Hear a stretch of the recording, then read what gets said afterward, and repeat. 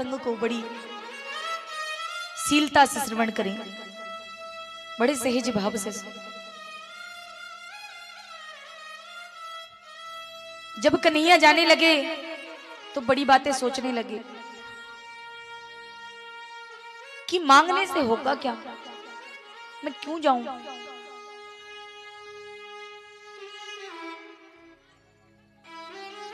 ये जो दरिद्रता है कर्मों के द्वारा आती है। कैसे? कर्मों के द्वारा। सुदामा को याद था कि मैंने कन्हैया के साथ छल किया था, इसलिए मेरे जीवन में ये दरिद्रता लिखी गई है।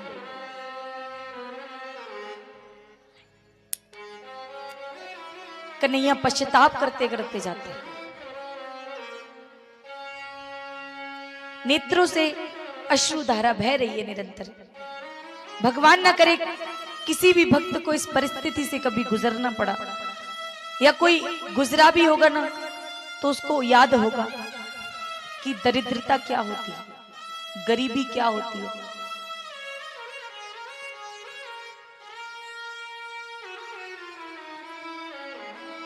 असल में वो गरीब तब नहीं है, उसके पास धन दौलत शोहरत सब है, पद प्रतिष्ठा सम्मान सब कुछ है, बशर्ते अगर कुछ नहीं है तो वो है शांति। क्या नहीं है? शांति। और शांति कब आती है? जब हम धैर्य रखते हैं।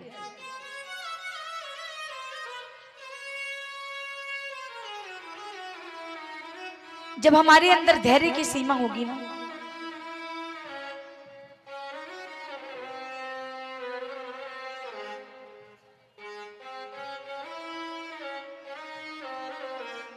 तब सब कुछ अपने आप निरंतर चलता रहेगा। क्योंकि हमारे घर में धन बहुत होता है, अधिक जरा सा कम होता है ना तो कमाने के लिए मन दुगना करने लगता है, करता है ना। आज 100 रुपए खर्च हो गए हैं तो कल 200 रुपए हाथ में आने चाहिए, ऐसा मन करता है। तो अधिक पाने की लालच ही हमें दुख का कारण बनती है। एक नई, हर रोज नई एक इच्छा जागृत होती है मन में कि आज ये नहीं है मेरे पास, ये होना चाहिए, आज वो नहीं है मेरे पास, वो होना चाहिए। हर रोज एक नई इच्छा आपके दुख का कारण बनती है, क्योंकि वो इच्छा पूरी नहीं होगी तो दुख तो होगा। तो महाराज असल में तो वो गरीब है जिसके पास शांति नहीं है। तो यहां पर अपना पश्चाताप करते हुए सुदामा जा रहे हैं और जाते जाते द्वारकापुरी पहुंचते हैं। और द्वारकापुरी में जाते ही जैसे ही महल देखते हैं तो पहले से महल को देखकर ही चकरा जाते हैं। अब जैसे ही द्वारपालों से कहा कि मुझे कन्हैया से मिलना है। किससे मिलना है? कन्हैया। तो द्वारपाल इतनी जोर से धक्का देते हैं कि सुदामा दूर जाकर कहते हैं, कहते तू कन्हैया से मिलेगा, तू जानता है वो राजा है यहाँ के। जरा अपनी हालत देखिए कि कैसी है आपकी हालत। अब कैसी है सुदामा की हालत?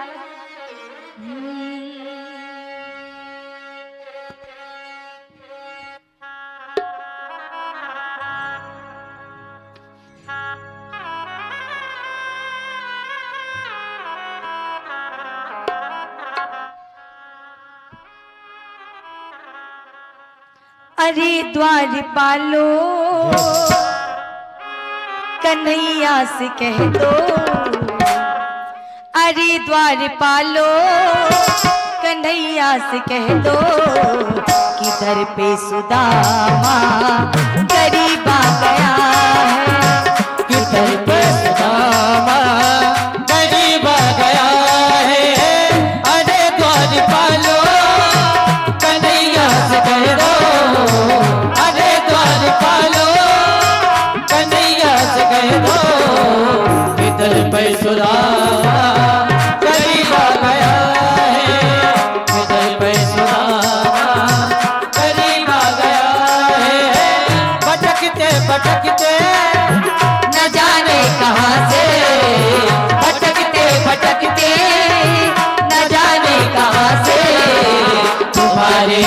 के करीब आ गया है, तुम्हारे महल के करीब आ गया है।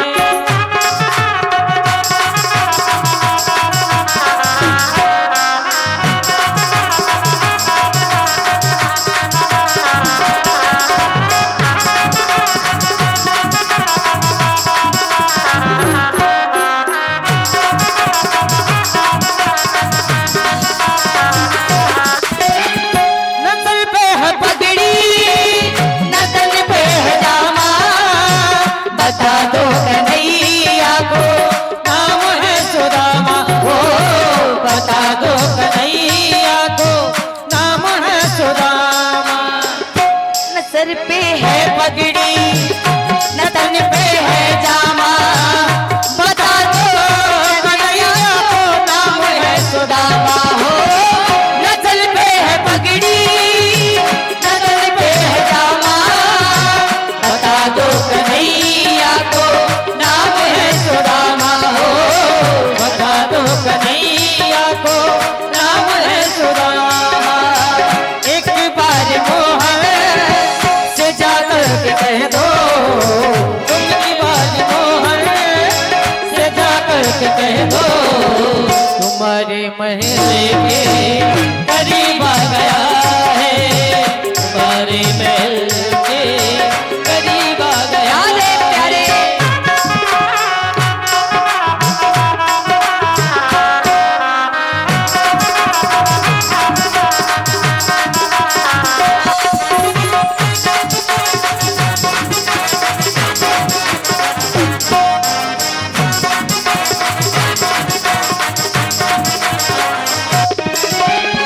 सुनते ही दौड़े चले आए मोहन, लगाया गले। जैसे ही कन्हैया के कानों में भनक पड़ी, कौन आया? सुदामा आए हैं। और जैसे ही राज सिंहासन पर बैठे थे कन्हैया, वैसे ही दौड़कर आते हैं कन्हैया अपने मित्र से मिलने के लिए। अपनी चरण पादुका तकनी पहने हैं भगवान, और परम मित्र से मिलने के लिए दौड़े दौड़े भगवान आ रहे हैं। सुनते ही दौड़े चले आए मोहन, लगाया गले से सुदामा को मोहन, हो लगाया गले से सुदामा को मोहन। कि सुनते ही दौड़े चले आए मोहन, लगाया गले से सुदामा को मोहन, हो सुनते ही दौड़े चले आए मोहन, लगाया गले से सुदामा को मोहन, हो लगाया गले से सुदामा को मोहन। हुआ रुक्मणी को बहुत ही अचंभा, जैसे ही गले लगाते देखा एक भक्त को, तो रुक्मणी कह रही है कि भगवान, जिस व्यक्ति को आपने गले लगाया है वो आपके बराबर का नहीं है। आपने उसको गले कैसे लगा लिया? उसकी हालत देखिए और आपने अपनी हालत देखी है प्रभु। आप राजा हैं द्वारकापुरी के, और कहा ये क्या कहेंगे नगरवासी कि आपने इसको अपने गले लगा लिया। ना तो इसके सर पे पगड़ी है और ना तन पे वस्त्र है, आपको इसने कैसे गले लगा लिया प्रभु? क्योंकि दोस्ती तो बराबर के लोगों में होती है। तो कन्हैया कहते हैं कि दोस्ती तो बराबर के लोगों में होती है, पर दोस्ती करते वक्त ऊपर और नीचे नहीं देखा जाता प्यारे, बस प्रेम संबंध देखा जाता है और ना ही जात पात देखी जाती है। बस मित्रता तो मित्रता होती है, और एक मित्रता जो निभाई जाती है, इस संसार में कोई ऐसा रिश्ता नहीं है जो मित्रता से ऊपर हो प्यारे। ये दोस्ती है कन्हैया और सुदामा की, ये दोस्ती इंतहा लेती है, ये दोस्ती इंतहा लेती है, दोस्ती इंतहा लेती है। सुनते ही दौड़े चले आए मोहन, लगाया गले से सुदामा को मोहन, हो लगाया गले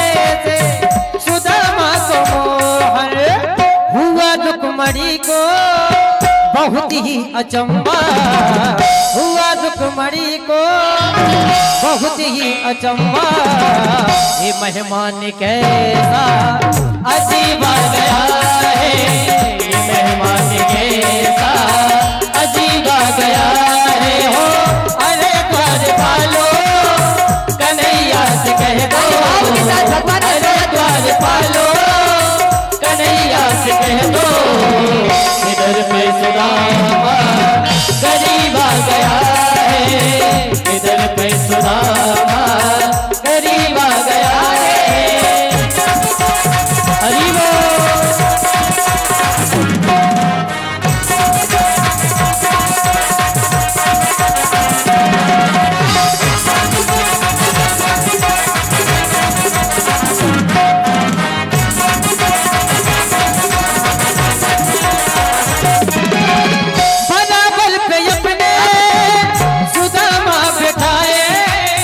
कन्हैया को जैसे ही भीतर लेकर आए, सुदामा जैसे ही भीतर लाए, बोले भीतर चलो सुदामा, बड़े दिनों के बाद आए हो प्यारे। और करुण से भगवान के नेत्रों से अश्रु बहने लगे और भगवान ने जैसे अपने पीतांबर से अपने आसन को पोंछा और कहा सुदामा यहाँ विराजो। सुदामा कहने लगे नहीं नहीं कन्हैया, मेरी यहाँ पर विराजने की औकात नहीं है, तू कहाँ बड़ा आदमी बन गया, अब मैं कहाँ रह गया। तू मोह देख और तू अपने आप को देख, तू कहाँ राजा और महाराजा और मैं कहाँ एक भिखारी हूँ प्यारे। तब भगवान ने अपने पीतांबर से सिंहासन को पोंछते हुए सुदामा को उस पर बिठाया प्यारे। बराबर पे अपने सुदामा बिठाए, कन्हैया सुओं से शाम ने सुलाए, हो कन्हैया सुओं से शाम ने सुलाए। बराबर पे अपने सुदामा बैठाए, कन्हैया सुओं से शाम ने सुलाए, हो बराबर पे अपने सुदामा बैठाए, कन्हैया सुओं से शाम ने सुलाए, हो कन्हैया सुओं से शाम ने सुलाए।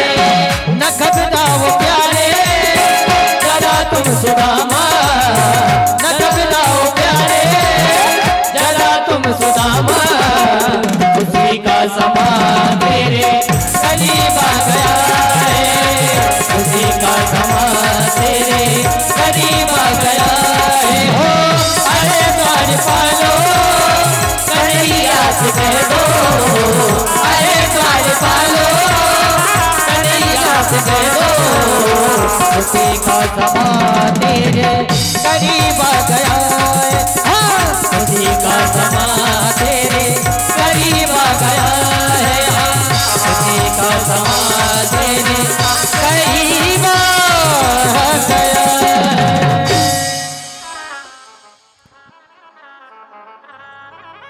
आइए महाराज, अब यहाँ पर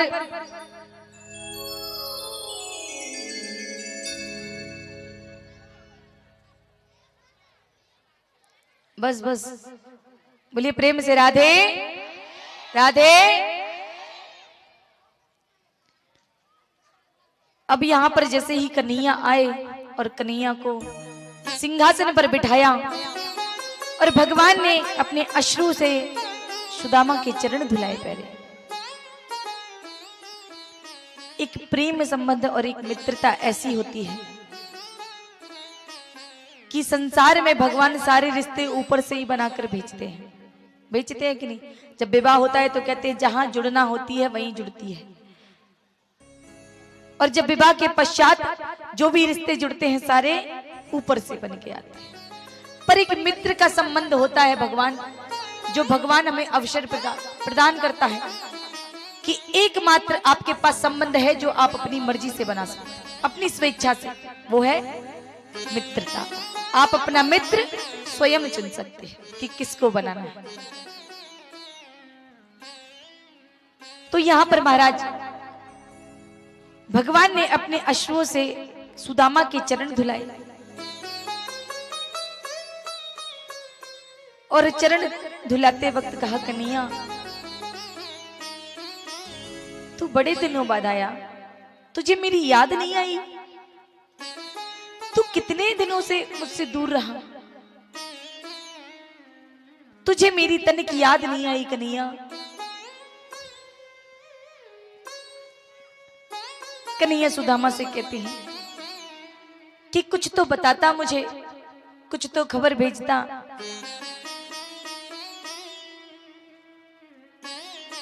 जब हम बचपन में साथ खेला करते थे, क्या तुझे तनिक भी उस समय की याद नहीं आती?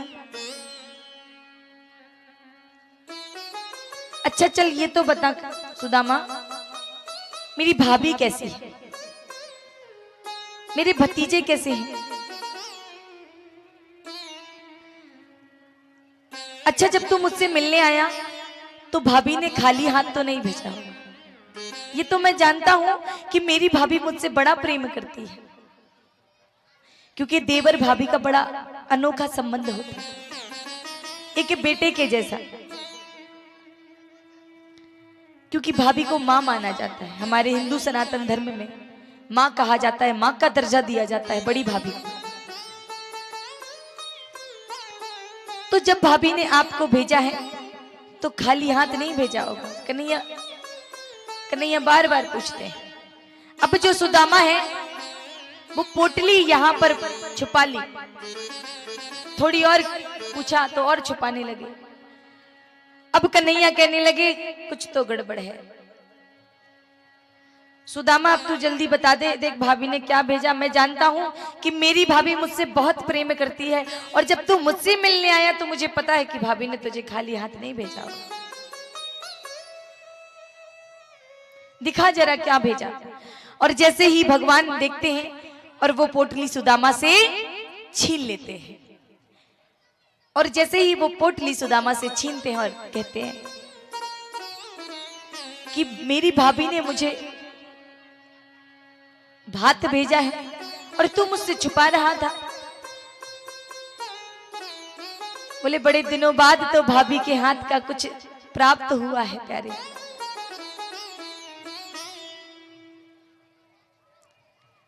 तो क्यों ना मैं इन्हें प्राप्त करूं। और भगवान जैसे ही उस पोटली को खोलते हैं और एक पोटली जैसे ही खोलते हैं तो मुट्ठी में चावल लेते हैं, पहली मुट्ठी चावल। और जैसे ही भगवान पहली मुट्ठी चावल अपने मुख में डालते हैं तो भगवान पहला लोग सुदामा के नाम करते हैं, और दूसरी मुट्ठी भरते हैं भगवान तो भगवान दूसरा लोक भी सुदामा के नाम करते हैं। और जैसे ही भगवान तीसरी मुट्ठी भरने के लिए आते हैं, वैसे ही रुक्मणी जी कन्हैया के हाथ पकड़ लेती हैं और कहती हैं, हे प्यारे, हे स्वामी, कुछ तो जगह बचने दो खुद भी रहने के लिए। क्या खुद को भी रोड पर आना है प्यारे? क्योंकि जब तीनों लोग दे दोगे तो फिर हम कहाँ रहेंगे प्यारे? सब तो दे दिया आपने। अब यहां पर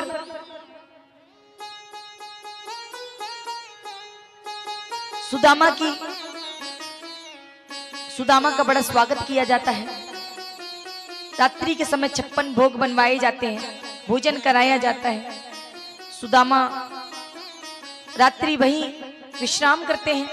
प्रातः काल उठते हैं तो सोचते हैं शायद जब मैं जाऊंगा तो कन्हैया मुझे कुछ ना कुछ तो देगा, मुझे खाली हाथ नहीं भेजेगा, क्योंकि इतना बड़ा राजा है। अब सुदामा ने कहा, कन्हैया मुझे देरी हो रही है, क्यों ना मैं अब घर को चलता। तो कन्हैया ने कहा, मैं तुम्हें रोकूंगा नहीं, बिल्कुल नहीं रोकूंगा, क्योंकि मेरे भतीजे और भाभी घर पर अकेली है। तो सुदामा ने कहा, अच्छा मैं जाऊं? कन्हैया ने कहा, ठीक है जाओ। फिर आगे थोड़े से बड़े फिर बोले, कन्हैया मैं जाऊं? बोले जा जा सुदामा। बोले सही में जाऊं? बोले जा। बोले ठीक है, अच्छा मैं चलता हूं। कन्हैया बोला कि भाभी से मेरा राम राम कहना और उनसे कहना मैं बिल्कुल शुक्ल मंगल हूं, बिल्कुल आनंद में हूं। बोले ठीक है। बोले और कुछ कहना है क्या? बोले अब तो दे ही देंगे। बोले और कुछ? बोले नहीं, बस इतना ही कहना कि कन्हैया बड़े आनंद में है। बोले अच्छा मैं अब चलूं? बोले हाँ। अब सुदामा आ गई, पहुंचे थे थोड़ी दूर और पहुंचे, थोड़ी दूर और पहुंचे, तो सोचा एक बार और पूछ लूं कन्हैया से। और कन्हैया से पूछा, कन्हैया मैं जाऊं? कन्हैया कहे मैं थोड़ी तो ही रोकूं, तू जा। और सुदामा अपनी नगरी की तरफ जाते हैं। और जैसे ही अपने गांव की तरफ जाते हैं और जैसे ही अपनी नगरी में सुदामा नगरी एक निर्माण हुआ। देखिए जब भगवान सुदामा मंदिर देखे डरे, सुदामा मंदिर देखे डरे, सुदामा मंदिर देखे डरे।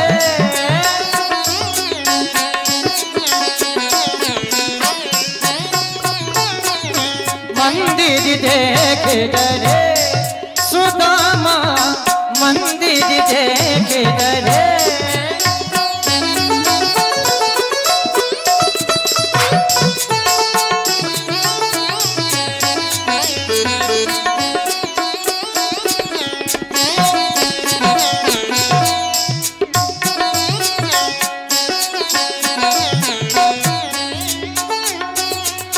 यहाँ तो थी मेरी टूटी झुपड़िया,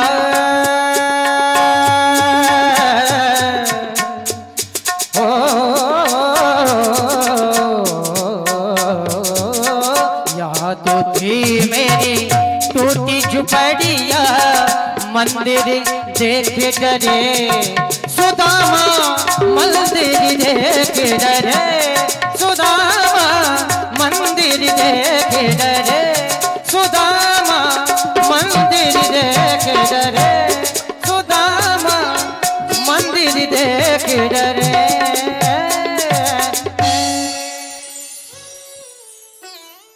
बोली भक्तवत्सल्य भगवान की जय। अब प्यारे यहां पर जैसे ही सुदामा आए और सुदामा ने देखा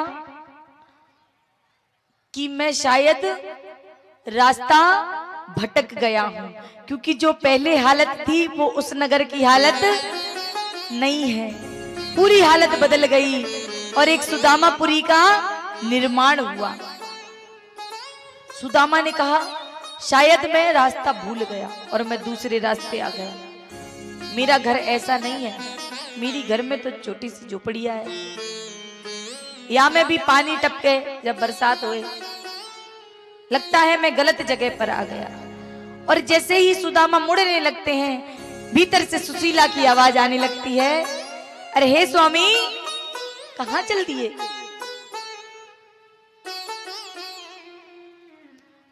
बोली देवी तुम कौन हो? बोले मैं सुशीला हूं, आपकी पत्नी। बोले इतना सुंदर सब कुछ कहां से आया? बोले ये सब कन्हैया की कृपा से आया। जब वहां से सुदामा यहां पर भगवान को धन्यवाद देते हैं और यहां पर एक सुदामापुरी का निर्माण होता है।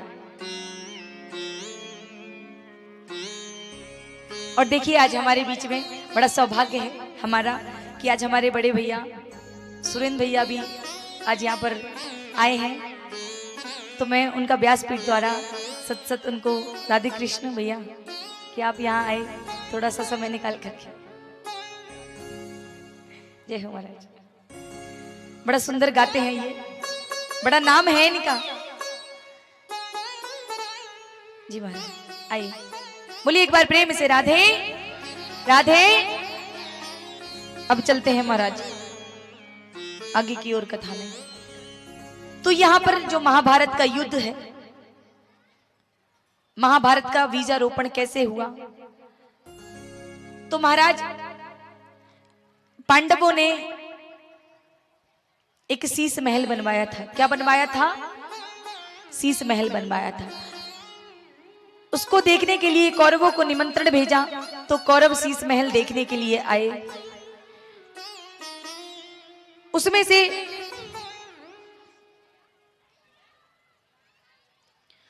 से दुर्योधन भी थे। तो यहां पर जो शीश महल है वो मायावी महल है। देखने आए तो महाराज एक चौखट बनी थी। एक चौखट से दुर्योधन का पैर टकरा जाता है और ये दृश्य द्रौपदी देख लेती है। और जैसे ही द्रौपदी देखती हैं तो द्रौपदी कहती हैं, एक देवर और भाभी का एक अनोखा संबंध होता है, मजाक वाला, विनोद भावना वाला। तो द्रौपदी ने कह दिया, अंधों के अंधे।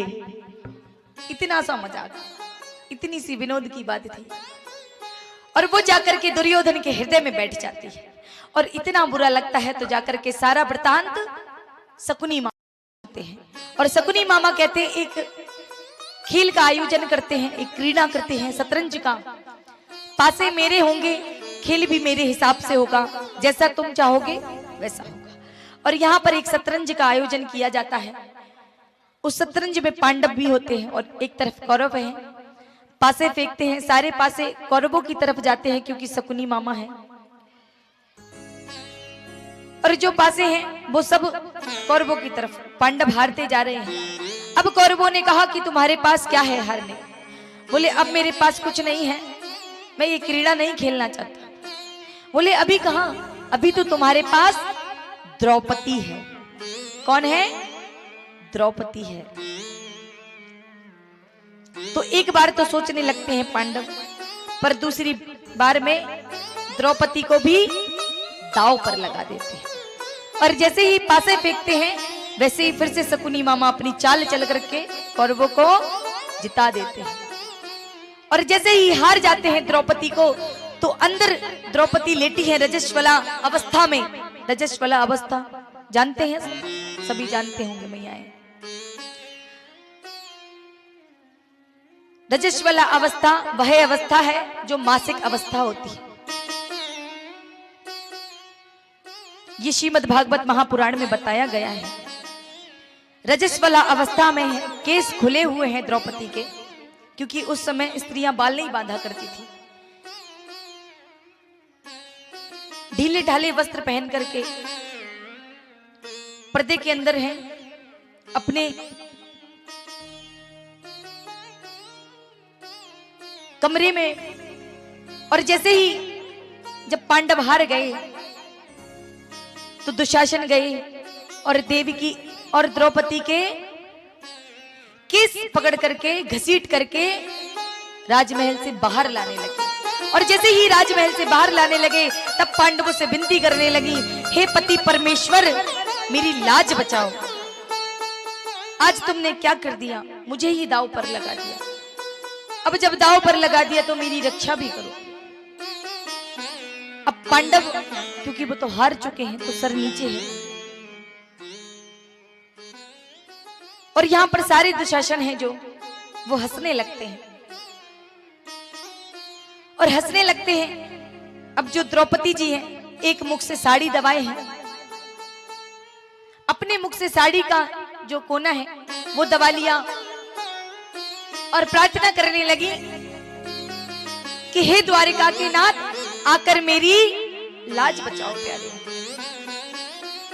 आज बीच मझधार में मेरी लाज पड़ी है प्यारे, आकर मेरी लाज बचाओ प्यारे। बड़ी विनती करती है कि हे द्वारका के नाथ अब आप ही है मेरा सहारा। अब आप पर ही विश्वास है कि आप ही मेरे लाज बचा सकते। यहां पर भगवान के कानों में भनक पड़ती है और भगवान जैसे ही चीर हरण होने लगता है द्रौपदी का, साड़ी खींची जाने लगती है। साड़ी खींचने लगती है साड़ी खींचने लगे और दुशासन, और जैसे ही साड़ी खींचने लगे वैसे ही भगवान आ जाते हैं और भगवान थोड़ा विलंब कर देते हैं आने में प्यारे, और थोड़ा विलंब तो कर देते हैं आने में, पर आकर के चीर बढ़ाने लगते हैं। और जैसे जैसे दुशासन साड़ी को खींचते वैसे वैसे वो साड़ी का अर्ज बड़ा होता चला जाता। ये वही समय है, एक बार जब कन्हैया के हाथ में चोट लगी थी तो द्रौपदी ने बिना सोचे समझे अपनी साड़ी का पल्लू फाड़ा और कन्हैया के हाथ में बांध दिया था। ये वही कर्ज है जो आज कन्हैया यहाँ चुका रहे हैं, क्योंकि कन्हैया किसी मैंने मोहन को बुलाया है, वो आता होगा। मैंने मोहन को बुलाया है, वो आता होगा, वो आता होगा, वो आता होगा, वो आता होगा, वो आता होगा। मैंने मोहन को बुलाया है, वो आता होगा। ओ मैंने मोहन को बुलाया है, वो आता होगा। मैंने मोहन को बुलाया है, वो आता होगा, वो आता होगा, वो आता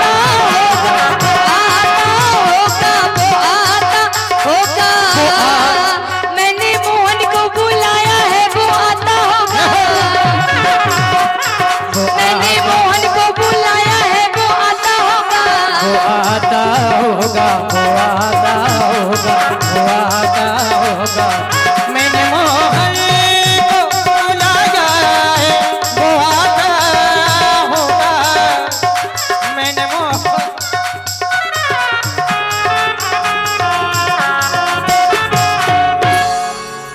मैंने मोहन को बुलाया कन्हैया आता ही होगा। और जैसे ही ये चीर बढ़ा करके जैसे ही द्रौपदी की लाज बचाई प्यारे, तो द्रौपदी ने एक प्रश्न किया कन्हैया से कि कन्हैया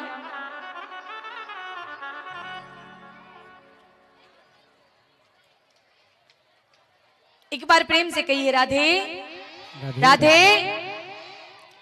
जैसे ही कन्हैया ने लाज बचाई द्रौपदी की, तो द्रौपदी ने एक प्रश्न किया कि भैया कन्हैया जरा ये तो बता, जब मेरी लाज लुट रही थी तो तूने आने में इतना विलंब कैसे कर दिया कन्हैया?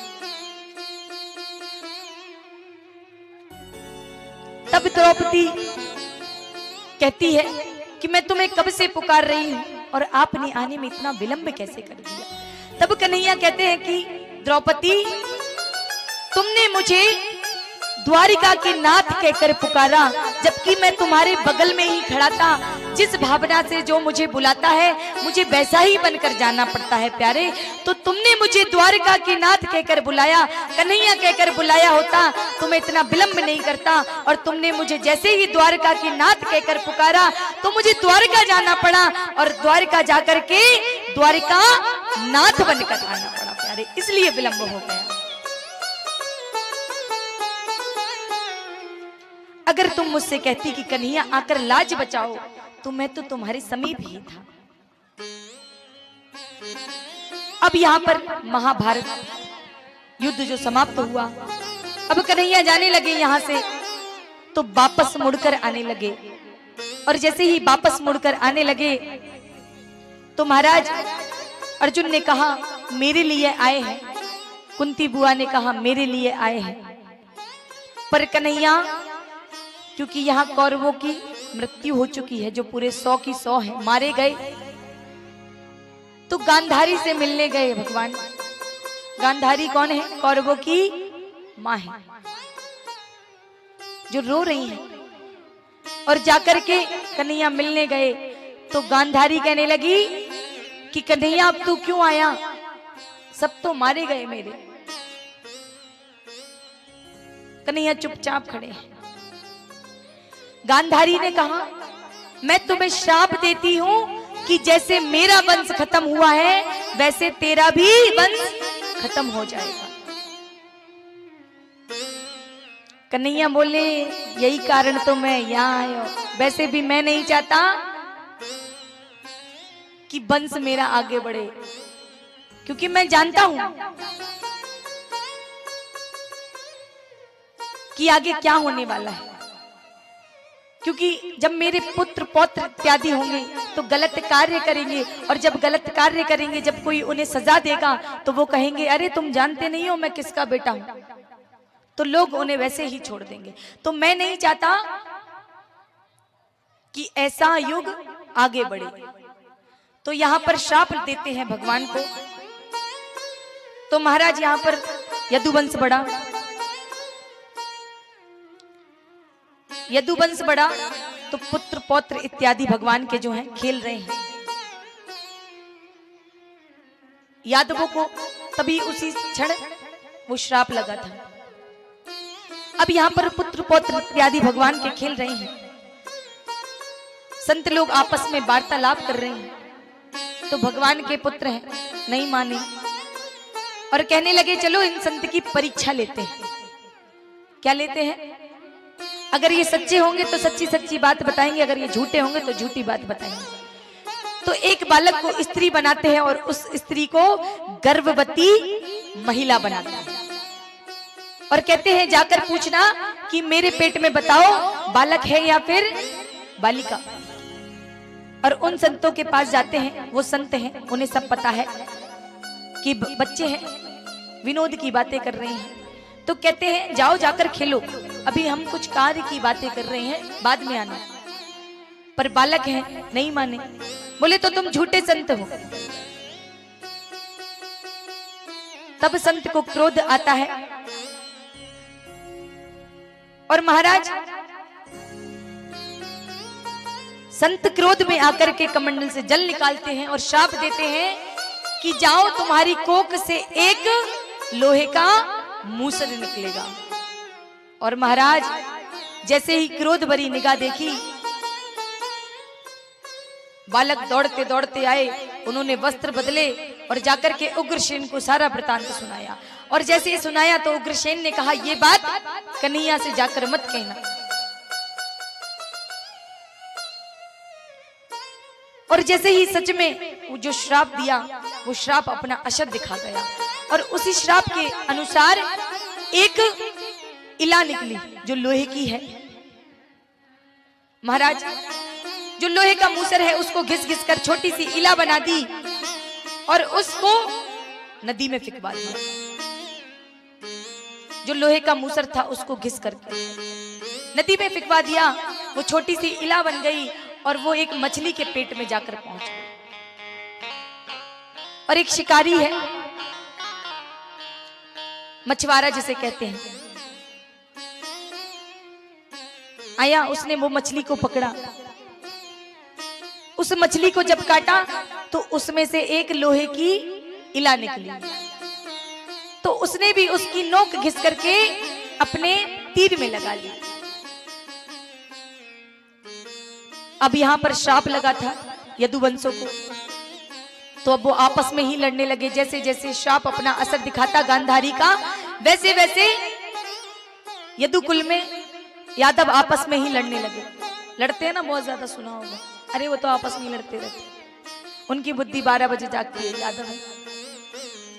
तो महाराज आपस में ही झगड़ा करने लगे। तो कुछ तो युद्ध में ही मारे गए, झगड़े में ही मारे गए, और कुछ नशापत्ती करने लगे, मदिरा पान करने लगे, कुछ ऐसे ही पड़े हैं। तो महाराज जैसे जैसे श्राप अपना असर दिखाता वैसे कुल का संहार होता जाता। अब यहां पर महाराज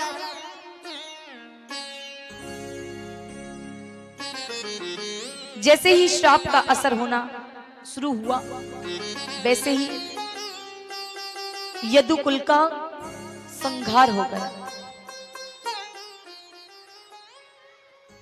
धीरे धीरे करके अब यहां पर जब भगवान कहने लगे, थोड़ी देर की बात और है महाराज, हम भी अपने घर होंगे कल और आप भी अपने घर पर होंगे, आराम से सुकून से चैन की नींद सोना। तो महाराज यहां पर जब देव की मैया से कहने लगे कि मैया अब मुझे आप आज्ञा दीजिए, क्योंकि अब मेरे चलने का समय आ गया।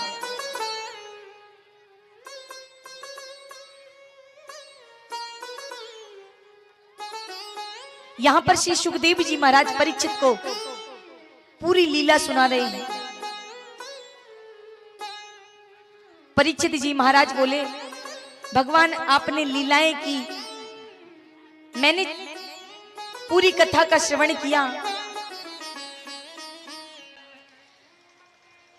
अब महाराज यहां पर पूरी कथा सुनी परीक्षित जी महाराज ने, जो उनको श्राप लगा था, उनको भी श्राप लगा था। अब यहां पर श्री कृष्ण जाने लगे तो देवी की मैया के पास जाते हैं और कहते हैं कि अब मेरे जाने का समय आ गया है, अब मुझे आज्ञा दे मैया। तो मैया ने कहा, जाने से पहले मेरे 6 बालक जो तुम्हारे कारण कंस ने मार दिए थे उन्हें वापस ला कर दो,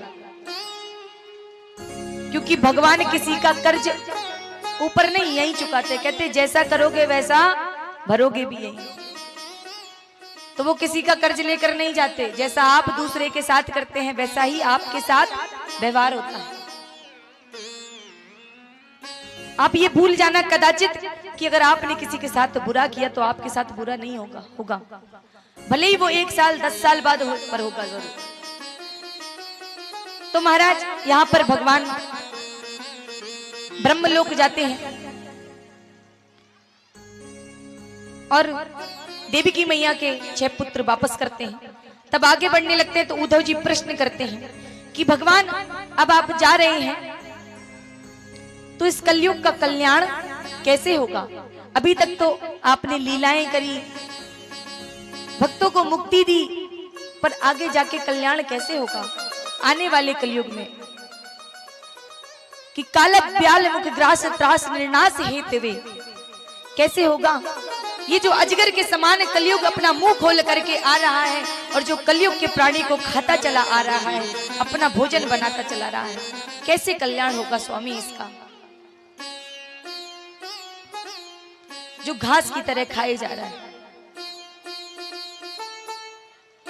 तो महाराज भगवान एक श्री कृष्ण परम पिता परमेश्वर श्रीमद् भागवत कथा सप्ताह परायण जो कि उद्धव जी को देते हैं और कहते हैं कलयुग में अगर कोई कल्याण कर सकता है तो वो है श्रीमद् भागवत कथा सप्ताह परायण, जिसका सुनने भर से कल्याण हो। अब महाराज भगवान एक मणि पहनते थे पैर में। क्या पहनते थे? मणि। जैसे हिरण की आंख चमकती है वैसे ही वह मणि चमकती थी। और जब भगवान जाने लगे तो भगवान शयन करके एक वृक्ष के नीचे बैठ गए ऐसे करके और लेट गए और याद करने लगे। और जो वो मछुआरा था जिसने अपने तीर में इला लगाई रखी थी, उसने जैसे ही शिकार के लिए तीर मारा, उसने सोचा हिरन की आंख चमक रही है और उसने हिरन समझ करके भगवान पर प्रहार कर दिया और वो तीर जाकर के भगवान के पैर में लग गया। और जैसे ही भगवान उठते हैं और वैसे ही वे दौड़ा दौड़ा चला आता है और कहता है कि भगवान मुझे माफ करें, मुझे लगा कि हिरन था, हिरन के कारण मुझसे गलती हो गई, भगवान मुझे क्षमा करें। भगवान कहते हैं ये तुमसे गलती नहीं, ये मैंने करवाया है। किसने करवाया? मैंने। भगवान ने कहा त्रेता युग में आप बलि थे, मैंने आप पर छुप कर वार किया, तो आपने कहा था कि छुप कर वार क्यों किया? कहते हैं जो जैसा करता है उसको वैसा ही चुकाना पड़ता है। इसलिए आज मैंने भी तुमसे ऐसे ही वार करवाकर ये जो मेरे ऊपर कर्ज था आज मैंने अपने ऊपर से कर्ज को उतार दिया प्यारे। अब भगवान जाने लगते हैं तो जो नगरवासी जो गोपियां हैं वो कोई और नहीं, यहां पर जो जितनी गोपियां बनी थी वो सारे साधु संत थे। कौन थे? साधु संत थे, जो कि भगवान वैकुंठ धाम जा रहे हैं। और यहां पर भी राजा परीक्षित जी कहते हैं कि प्रभु, जो आपने मुझे लीलाएं सुनाई। सुखदेव जी कहने लगे कि बताओ परीक्षित, अब इतना वृतांत सुन करके, लीलाएं सुन करके अगर तुम्हें डर लगता है तो मुझे बताओ, मैं तुम्हें अमर कर सकता हूं। तो बोले महाराज, अब मुझे अमर नहीं होना, क्योंकि ऐसे युग में मैं जीकर क्या करूंगा जहां पर भगवान ही नहीं हो, भक्ति नहीं हो, दया ही नहीं हो। जो जो मैंने कथाएं सुनी उसका मैंने जब चिंतन किया और चिंतन करके मनन किया और मनन करके मैंने जब उसका मंथन किया तो प्यारे प्रभु के चरणों के अलावा मुझे कुछ दिखाई नहीं पड़ता। तो अब मुझे तो वैकुंठ धाम जाना है, मुझे मोक्ष चाहिए, मुक्ति चाहिए भगवान। अब मुझे कोई जीवन दान नहीं चाहिए। अब यहाँ पर श्री सुखदेव जी महाराज भी इजाजत लेते हैं परीक्षित जी महाराज से कि हमें भी इजाजत दे अपने धाम जाने की, और हम भी अपने परीक्षित जी से भी आज्ञा चाहते हैं कि वो हमें भी आज्ञा दे। और वहां पर श्री सुखदेव जी महाराज आज्ञा मांग रहे हैं परीक्षित जी से। अब जब परीक्षित जी को जो श्राप लगा था वो असर दिखाना आरंभ करने लगा, और कहते हैं कि सब जब कथा विश्राम हुई तो सभी साधु संत मिलने आए परीक्षित जी से, क्योंकि परीक्षित जी बहुत अच्छे राजा थे। तो उनसे सभी मिलने आए, और भगवान यहाँ पर, भगवान भी देखिए वैकुंठ धाम जा रहे हैं, तो भगवान एक उपदेश देकर गए। क्या?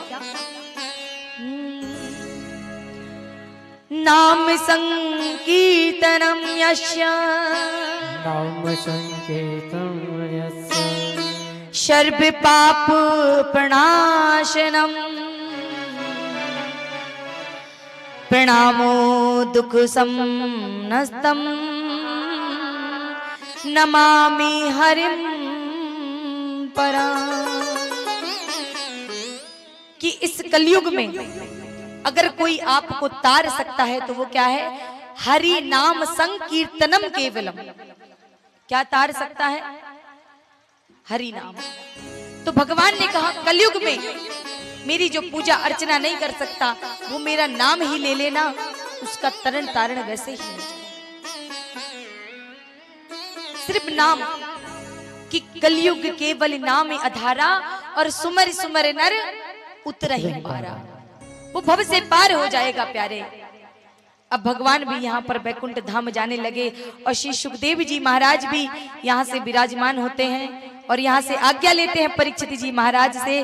और जो प्रसाद बंटता है कथा के बाद, तो ऐसा मानना है, संत बताते हैं कि एक फल श्री परीक्षित महाराज को दिया गया, और जैसे ही परीक्षित महाराज ने जो तक्षक नाग द्वारा श्राप लगा था,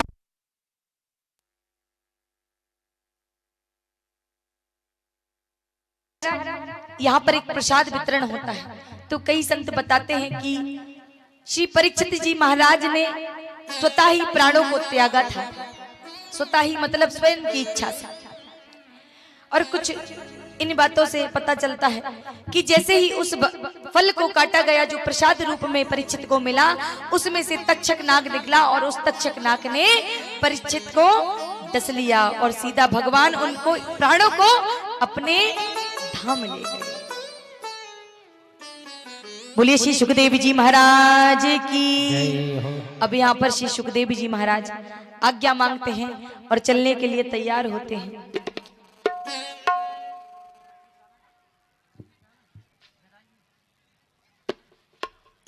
अब यहाँ पर देखिए श्री सुखदेव जी महाराज की विदाई होगी, जो कि मैं भी अपने परीक्षित जी से आज्ञा चाहूंगी। 7 दिनों में उन्हें मुक्ति दिलाई, ऐसे श्री सुखदेव जी महाराज को मैं व्यासपीठ द्वारा नमन करती हूँ। और भगवान मैं चाहती हूँ कि मुझे ऐसे ही गुरुवर प्राप्त हो जो मुझे मोक्ष दिलाएं। और आइए आप सब भी अपने अपने गुरु से ऐसी ही कामना रखिए।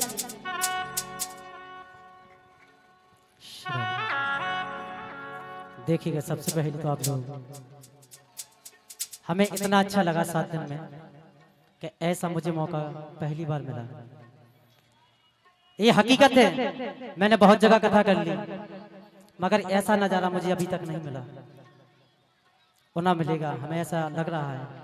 मगर ललितपुर के वासी सभी लोग धन्य आप लोगों को कि आप लोगों ने 7 दिन ऐसे ही निकाल दिए। क्या बात है, घर का काम छोड़ के आए और भगवान में आपने भगवान के लिए इतने अच्छे दिन निकाल के आपने इतना पूरा दिन निकाला आपने, और 7 दिन आपने यहाँ बैठे। तो आइए, मैं आज मैं आपके नगर ललितपुर को छोड़ के जा रहा हूं। आज मेरी गाड़ी 9 बजे झांसी से है, तो आज हम आपके नगर को छोड़ के जा रहे हैं। तो जाते जाते समय मैं आप लोगों को ये विदाई गीत आपको सुना रहा हूं, बड़े ध्यान से सुने आप लोग। आज हम होंगे, कल हमारी बातें होंगी। आज हम होंगे, कल हमारी बातें होंगी। जब हम नहीं होंगे तो हमारी यादें होंगी। जब हम नहीं होंगे तो हमारी यादें होंगी। जब खोलोगे मेरी जिंदगी की किताब के पन्ने, तो शायद आपकी आंखों में बरसात होगी।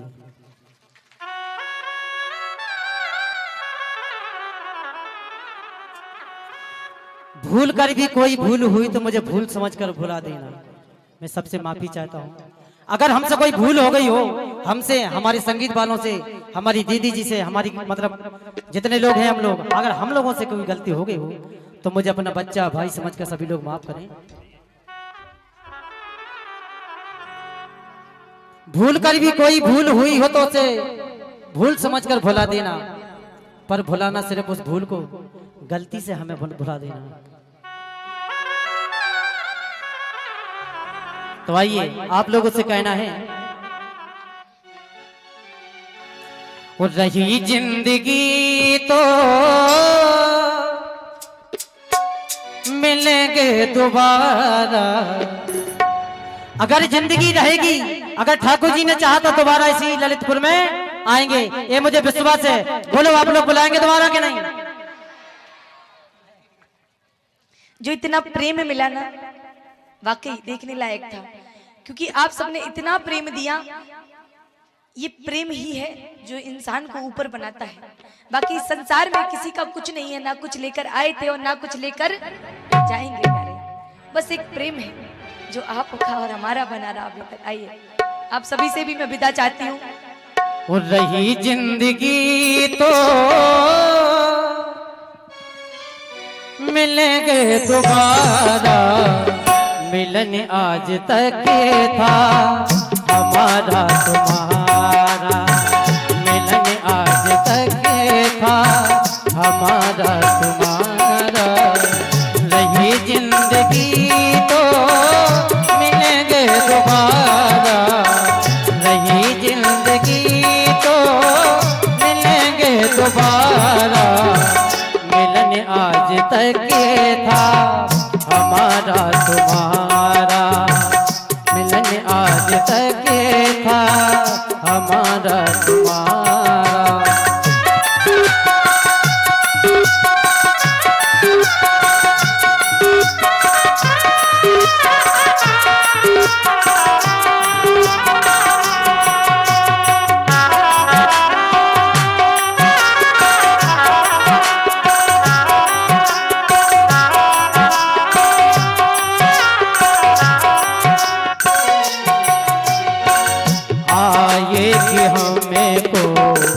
जब याद आपकी दिन ये कटे कैसे रात भी। आज जब यहाँ से हम जाएंगे तो आप लोगों की बहुत याद आएगी। ना तो हमारा दिल लगेगा, ना कहीं मन लगेगा, क्योंकि याद आप लोगों की आगे कि ललितपुर में देखो अभी समय कितना हुआ है, 7-6 बजने को है। 1 बजे आप लोग आ जाते हैं और अभी तक बैठते हैं। धन्य आप लोगों को। आएगी हमें को जब याद आपकी दिन ये कटे कैसे, कटे कैसे रात भी। ग्राम ललितपुरे में आएंगे दोबारा, ग्राम ललितपुरी में आएंगे दोबारा। मिलन आज तक था हमारा तुम्हारा, मिलन आज तक था हमारा तुम्हारा। जय हो प्यारे।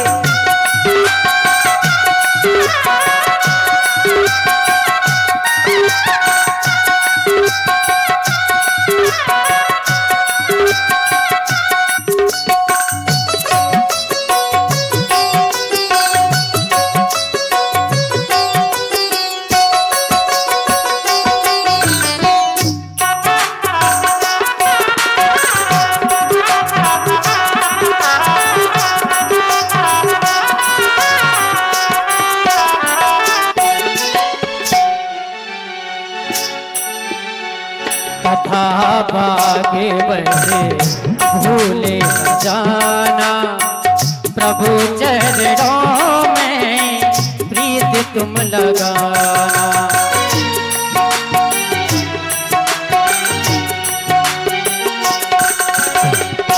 कथा अगर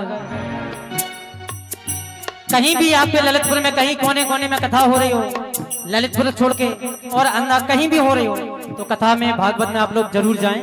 जहां सत्संग हो रहा हो आप लोगों को जाना चाहिए, क्योंकि ये प्रभाव पड़ता है। और महाराज ये आखिरी समय है आपका, मतलब कथा की बेला जो चल रही है वो विश्राम होती है। कथा कभी समापन नहीं होती या फिर समाप्त नहीं होती या फिर कभी खत्म नहीं होती, निरंतर चलती रहती है कथा। बस विश्राम हुई है आज कथा, तो आज की जो आपकी और हमारी बेला है, बस इसमें ही ताली बजा दीजिए एक बार और बजवाऊंगी प्रेम से। कथा भागे बसे भूले न जाना, प्रभु चरणों में प्रीत तुम लगाना। और चमकेगा एक नायक दिन किस्मत का तारा। अगर आप लोग कथा सुनोगे, भागवत में जाओगे, सत्संग में रहोगे, तो भगवान एक दिन जरूर सुनेगा। जिसके काम बिगड़े हुए हैं वो बन जाएंगे, ये मेरा ठाकुर जी का कहना है। ये कथा भागवती, कथा भागवती भूले न जाना, प्रभु चरणों में प्रीत तुम लगाना। चमकेगा एक नायक दिन किस्मत का तारा, चमकेगा एक नायक दिन किस्मत का तारा।